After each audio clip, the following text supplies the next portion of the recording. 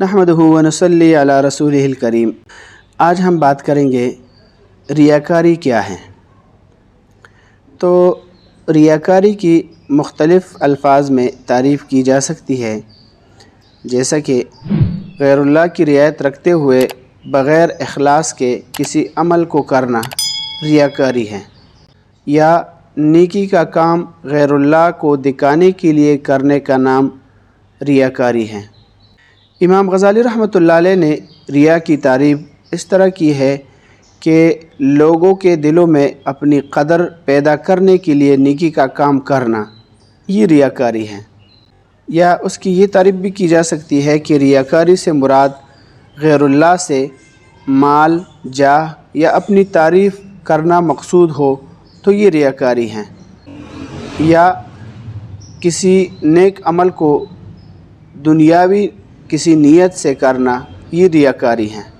ریاکاری کے اندر بات یہ ہے کہ یہ کبھی کبھی عمل کے شروع میں آ جاتی ہے، کبھی کبھی عمل کے درمیان میں بھی آ جاتی ہے، اور کبھی کبھی یہ عمل کے آخر میں بھی آ جاتی ہے، یعنی ریاکاری کا جذبہ پیدا ہو جاتا ہے۔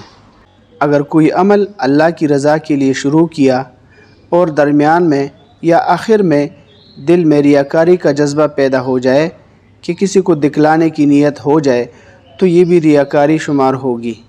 اس کے بارے میں حضرت علی رضی اللہ عنہ سے منقول ہے کہ ریاکاری کی 3 علامات ہیں کہ جب تنہا ہو تو عمل میں سستی کرے گا، اور جب لوگوں میں ہوگا تو عمل میں چستی دکھائے گا، اسی طرح تعریف کرنے پر عمل میں زیادتی کرے گا، اور مذمت کرنے پر عمل میں کمی کرے گا۔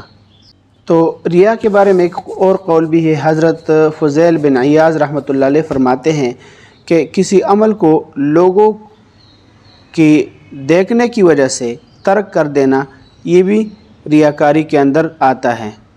نظرۃ النعیم فی مکارم اخلاق الرسول الکریم، جلد نمبر 10، صفحہ نمبر 4552۔ علامہ جرجانی رحمۃ اللہ علیہ نے ریا کی تعریف، اصطلاحی تعریف یوں کی ہے: ترک الاخلاص فی العمل بمراعات غیر اللہ فیہ۔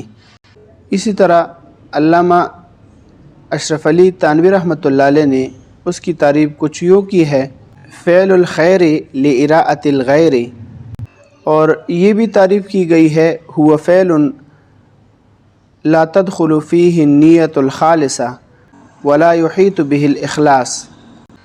یہ ساری جو تعریفات میں نے ذکر کی ہے، یہ کتاب آداب النفوس صفحہ نمبر 143 کے اندر مذکور ہیں۔